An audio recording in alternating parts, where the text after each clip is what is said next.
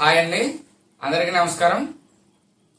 ఇప్పుడు మనం వీడియోలో హెచ్ఎల్బి లేఅవుట్ మ్యాప్కి సంబంధించి కొన్ని ముఖ్యమైన అంశాలు ఎలా డినోట్ చేయాలి, గుర్తులు ఏముంటాయి, అసలు ఆ మ్యాప్ని ఏ విధంగా గీయాలి, అసలు మాకు జీరో నాలెడ్జ్ మేము ఏం చేయాలి, దీనికి సమాధానం చూద్దామండి.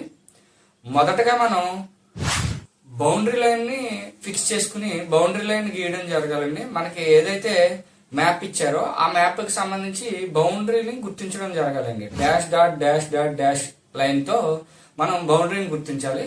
బౌండరీని గుర్తించిన తర్వాత మనకి రోడ్లు ఏమైతే ఉన్నాయో, పక్కా రోడ్లు, కచ్చా రోడ్లు, ఈ యొక్క రోడ్లకు సింబల్స్ యూజ్ చేసి రోడ్లని గుర్తించాలండి.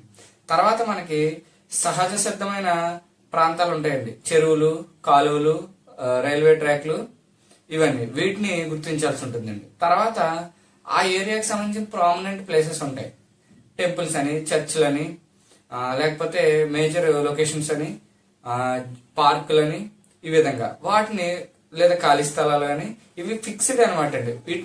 వీటి యొక్క అప్పటికప్పుడు మారేవి కాదు ఇవి. సో వీటిని మనం గుర్తిస్తామండి.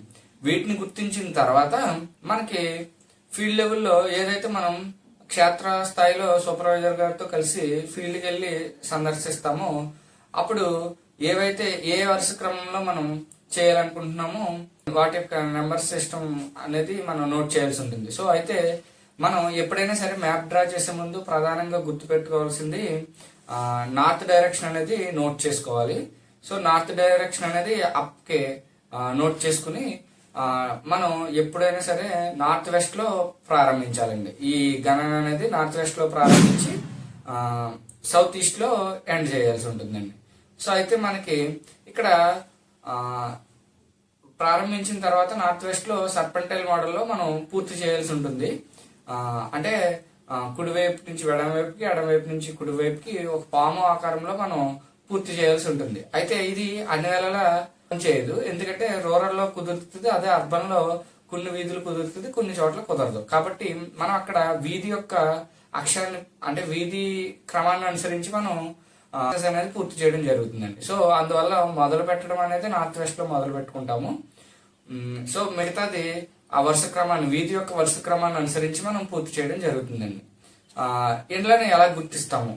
సరే, ఇప్పుడు నేను మ్యాప్ డ్రాఫ్ట్ అనేది రెడీ చేసుకున్నాను, బౌండరీ గీసుకున్నాను, నార్త్ డైరెక్షన్ పెట్టుకున్నాను, అలాగే రోడ్లు మార్క్ చేసుకున్నాను, టెంపుల్స్ మార్క్ చేసుకున్నాను, ఇంపార్టెంట్ లొకేషన్స్ మార్క్ చేసుకున్నాను. ఇప్పుడు అసలు నేను ఒక ఇల్లు అని చెప్పి ఏ విధంగా మార్క్ చేసుకోవాలి అని అనడానికి ఇప్పుడు మనం ఏంటంటే, మనకి రెండు సింబల్స్ ఉంటాయండి, ఒకటి స్క్వేర్, రెండు ట్రయాంగిల్. ఏదైతే పర్మనెంట్ బిల్డింగ్ స్ట్రక్చర్స్ ఉంటాయి, అంటే పక్కా ఇల్లు అంటాము, చేసి పర్మనెంట్ స్ట్రక్చర్ తోటి ఉంటాయో వాటిని మనం పక్కా ఇల్లు అంటామండి. ఈ పక్కా ఇళ్ళకి మనం స్క్వేర్ అనే సింబల్ యూజ్ చేస్తామండి.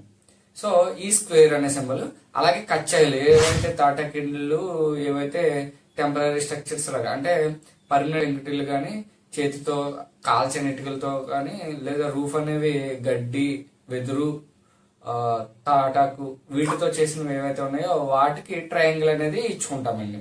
సో ఈ రెండు సింబల్స్ అండి మేజర్ గా. ఈ రెండు సింబల్స్ తోటే మనకు మొత్తం కథ అంతా నడుస్తుంది. సో ఈ రెండు సింబల్స్ లో మళ్ళీ మనకి నెక్స్ట్ కాంబినేషన్ ఏమొస్తుంది అంటే, ఇన్ కేస్ అది పక్కా ఇల్లు అయితే, పక్కా ఇల్లు అయ్యుండి రెసిడెన్స్ అయితే కనుక ఎంటీ స్క్వేర్ బాక్స్ ఉంచుతాము. అదే పక్కా ఇల్లు అయ్యుండి నాన్ రెసిడెన్షియల్ అయితే, కమర్షియల్ పర్పస్ యూజ్ చేసినట్లయితే మనం క్రాస్ చేసిన స్క్వేర్ ని యూజ్ చేస్తాం. సేమ్ కేసు ట్రయాంగిల్ కూడా. సో రెసిడెన్స్ అయితే ట్రయాంగిల్, ఎంటీ ట్రయాంగిల్ యూజ్ చేస్తాం. అదే నాన్ రెసిడెన్స్ అయితే కనుక మనం క్రాస్ చేసిన ట్రయాంగిల్ ని యూజ్ చేస్తామండి. సో ఇవి 4 సింబల్స్ ని మనం యూజ్ చేస్తాం. ఇన్ కేస్ టెంపుల్స్ కి, చర్చిలకి, మసీదులకి ఆల్రెడీ మనకి సెన్సస్ వారు ఇచ్చిన గుర్తుల్ని ఉపయోగించుకుని వాటిని గీస్తామండి. నెక్స్ట్ వచ్చేసి మనం యారో అనేది యూజ్ చేయడం. ఎలాగా యారో అనేది ఎందుకు యూజ్ చేస్తామంటే, మన సూపర్వైజరీ ఆఫీసర్ వారు కానీ, లేదా మనం ఏ విధంగా చేసాము, మన సెన్సస్ అనేది ఏ వరుస క్రమం అనుసరించి చేసామని తెలియాలంటే ఈ యారో మార్క్ అనేది అత్యంత ముఖ్యమైనదండి. సో ఇప్పుడు మనం నార్త్ వెస్ట్ డైరెక్షన్ లో ఇప్పుడు మనం మ్యాప్ అనేది సిద్ధం చేసుకున్నాం.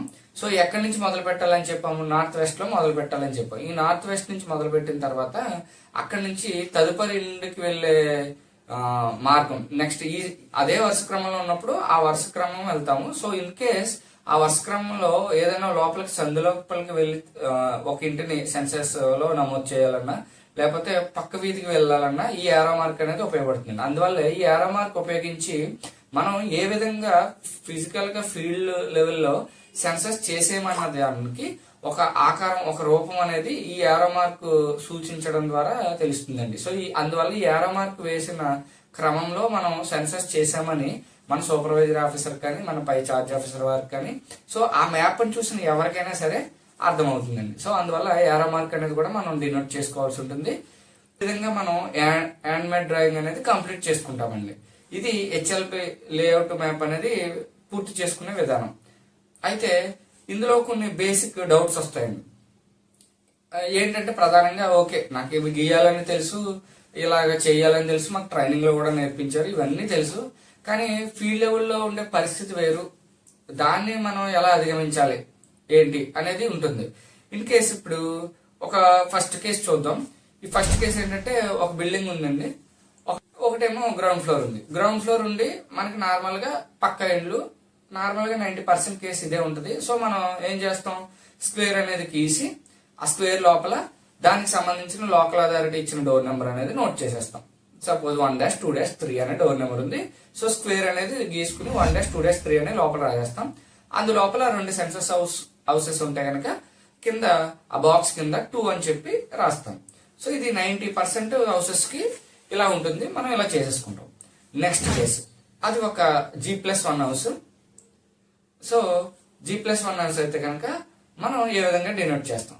సో G+1 అయినా జీ అయినా అది సింగిల్ స్ట్రక్చర్ కాబట్టి సింగిల్ బాక్స్ అనేది గీస్తాం. సో అందులో దానికి డోర్ నెంబర్ సింగిల్ గా ఉంటుంది కాబట్టి సింగిల్ డోర్ నెంబర్ ఇస్తే కనుక సింగిల్ డోర్ నెంబర్ వేసి దానికి ఎన్ని సెన్సస్ హౌస్ అయితే ఉంటాయో అవి కింద కౌంట్ అనేది వేస్తాం. అయితే ఇక్కడ స్పెషల్ కేసు ఉంటుంది. కొన్ని చోట్ల అర్బన్ ఏరియాస్ లో సాధారణంగా ఏమవుతుందంటే గ్రౌండ్ ఫ్లోర్ ఒకరి ఆధీనంలో ఉండి దానికి ఒక డోర్ నెంబర్ ఉంటుంది, ఫస్ట్ ఫ్లోర్ అనేది ఇంకొక డోర్ నెంబర్ ఉంటుంది. సో అలాంటి కేసెస్ లో ఏం చేస్తాం. సో ఇక్కడ మనం సెన్సస్ లో బేసిక్ రూల్ ఏంటంటే హక్కు ఒరిజినల్ డాక్యుమెంట్స్ ఎవరి పేరు మీద ఉన్నాయి లేకపోతే దాని యొక్క యజమాని ఎవరు అనే దానికంటే కూడా స్వాధీనం ఎవరి దాంట్లో ఉంది అనేది చూసుకోవాలి. సో ఇన్ కేస్ 2 డోర్ నెంబర్లు వేరువేరుగా ఉన్న సింగిల్ బిల్డింగ్ అలాగే స్వాధీనం అంతా ఒకరే అండర్లోనే పొజిషన్ లోనే ఉన్నట్లయితే కనుక మనం సింగిల్ బాక్స్ గీసి సెన్సస్ హౌసెస్ వేస్తాం. అలాగే దాని యొక్క డోర్ నెంబర్ అనేది మదర్ డోర్ నెంబర్ ఏదైతే ఉందో ఆ ప్రాపర్టీకి దాన్నే మనం డోర్ నెంబర్ తీసుకుంటాం. సో 2 డోర్ నెంబర్లు తీసుకోకుండా. సో దీనివల్ల ఏంటంటే కాంప్లెక్సిటీ అనేది పెరగకుండా ఉంటుంది, కన్ఫ్యూజన్ అనేది అరైజ్ అవ్వకుండా ఉంటుంది. సో ఇన్ కేస్ అలా కాకుండా మనకి గ్రౌండ్ ఫ్లోర్ వేరే వాళ్ళు ఫస్ట్ ఫ్లోర్ వేరే వాళ్ళు 2 వేరు డోర్ నెంబర్లు ఉన్నట్లయితే కనుక మనం 2 డోర్ నెంబర్లు కూడా విడివిడిగా బిల్డింగ్స్ కింద నమోదు చేయాలి.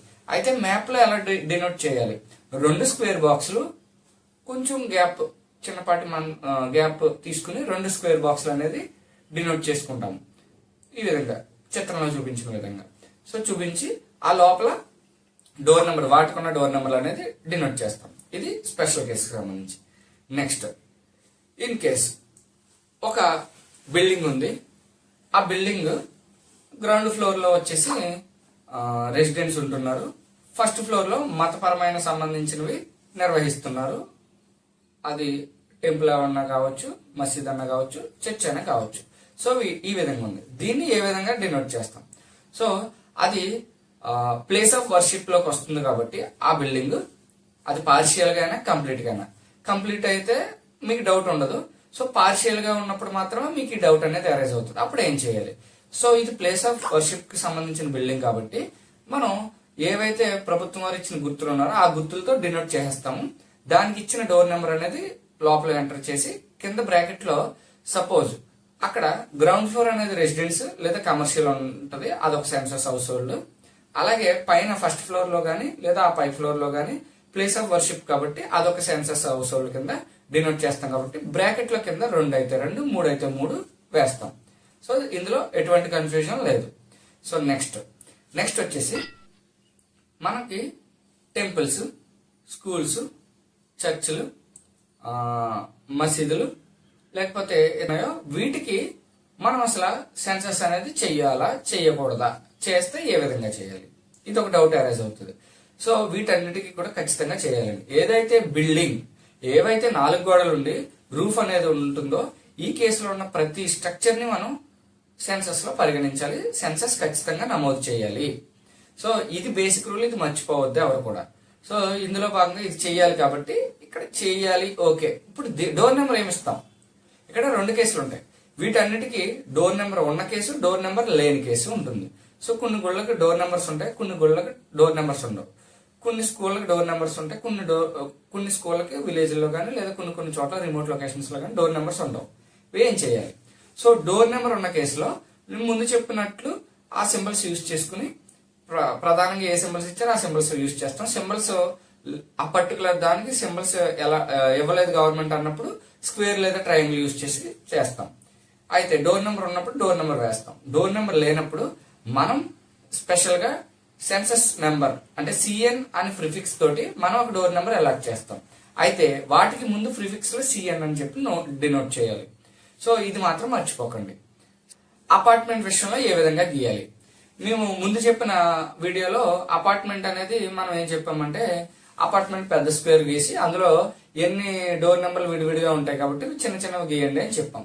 అయితే ఇక్కడ ఈ వీడియోలో మేము చెప్పేది ఏంటంటే, యాక్చువల్ గా మనం అలాగా చేయొచ్చు, లేదా అపార్ట్మెంట్ మొత్తం సింగిల్ బిల్డింగ్ అనుకుంటే సింగిల్ పెద్ద స్క్వేర్ గీసి అందులో అన్నా గీయొచ్చు అని చెప్పాం. 2 కరెక్టే, ఏది తప్పు కాదు. కాకపోతే ఇక్కడ విషయం ఏంటంటే, మనకి ఏది అనుకూలంగా ఉండి కన్ఫ్యూజన్ అనేది తక్కువ ఎరైజ్ అవడానికి ఉందో ఆ ఆప్షన్ మనం ఎంచుకోవడం వల్ల ఎటువంటి తప్పులు లేకుండా, ఎటువంటి కన్ఫ్యూజన్ లేకుండా మనం ముందుకు వెళ్ళొచ్చు.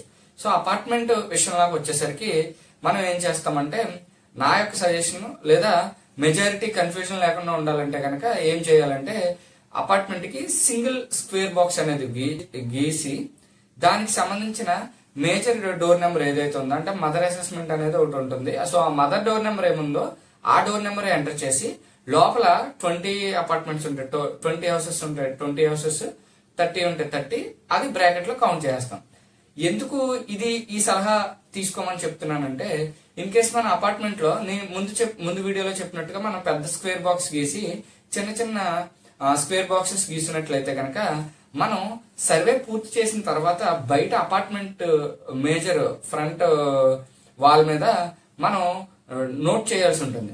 అక్కడ అదే అపార్ట్మెంట్ విషయాలకు వచ్చేసరికి మనం విడివిడిగా ముందు చెప్పినట్టు 20 ఏట్లకి 20 విడివిడి ఇండివిజువల్ బిల్డింగ్ నెంబర్స్ నోట్ చేసినప్పుడు బయట అపార్ట్మెంట్ ప్రహారీ గోడ మీద 20 లైన్స్ రాయాల్సి ఉంటుంది. అప్పుడు మనకి ఫీల్డ్ లెవెల్లో కొంత సమస్య ఏర్పడుతుంది. సో ఆ సమస్యను మనం అధిగమించాలంటే మన అపార్ట్మెంట్ విషయంలో single door number, mother door number ఏమైతే ఉందో ఆ డోర్ నెంబర్ తీసుకుని by 1, by 2, by 3, by 201, 202, 203 అనేది మనం తీసేసి ఎక్స్క్లూడ్ చేసి మేజర్ డోర్ నెంబర్ ఏదైతే ఉందో ఆ డోర్ నెంబర్ ని రిపీట్ చేసుకుంటూ సర్వే చేసుకుని మ్యాప్ లో కూడా సింగిల్ స్క్వేర్ తీసుకుని ఆ డోర్ నెంబర్ రాసేసి కింద బ్రాకెట్ లో 20 అయితే 20, 30 అయితే 30 అనేది వేస్తాం.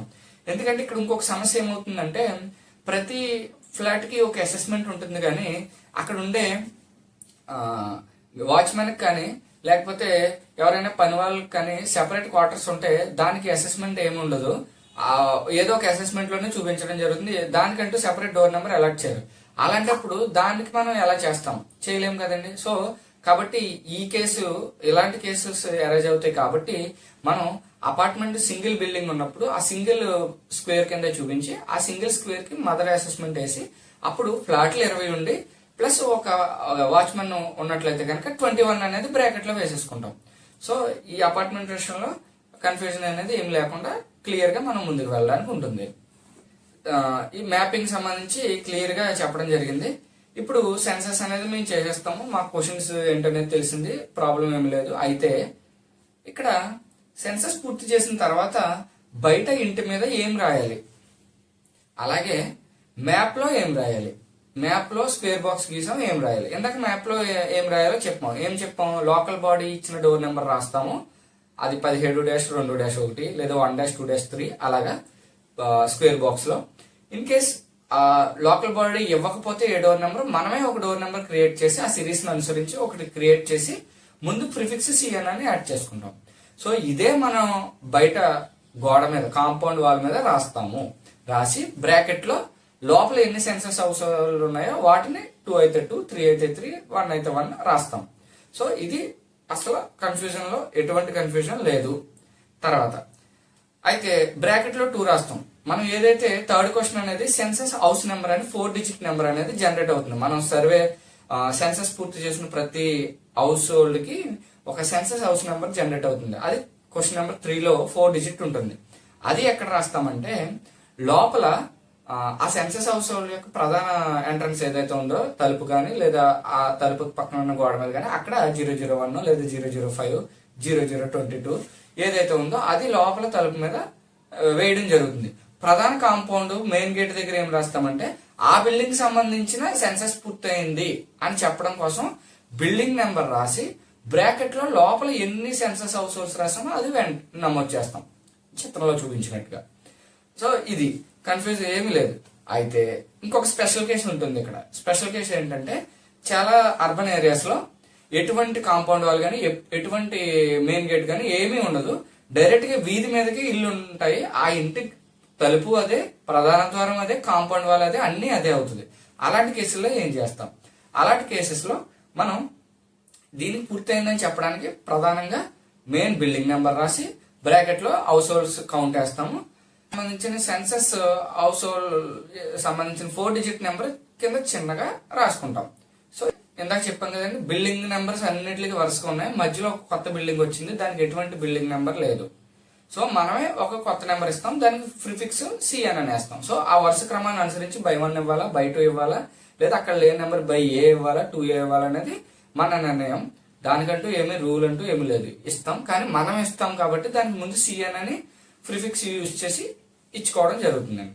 ఒక బిల్డింగ్ అనేది నిర్మాణంలో ఉందండి. సో దాన్ని మనం గణించాలా వద్దా? సో ఇక్కడ బేసిక్ రూల్ ఒకటేనండి, 4 గోడలు ఉన్నాయి, పైన రూఫ్ ఉంటుంది. సో మనకు 4 గోడలు పూర్తయి రూఫ్ పూర్తి అవ్వలేదా, దాన్ని గణించము. ఒకవేళ 4 గోడలు లేవు, రూఫ్ ఒకటే వేసారా, దాన్ని గణించము.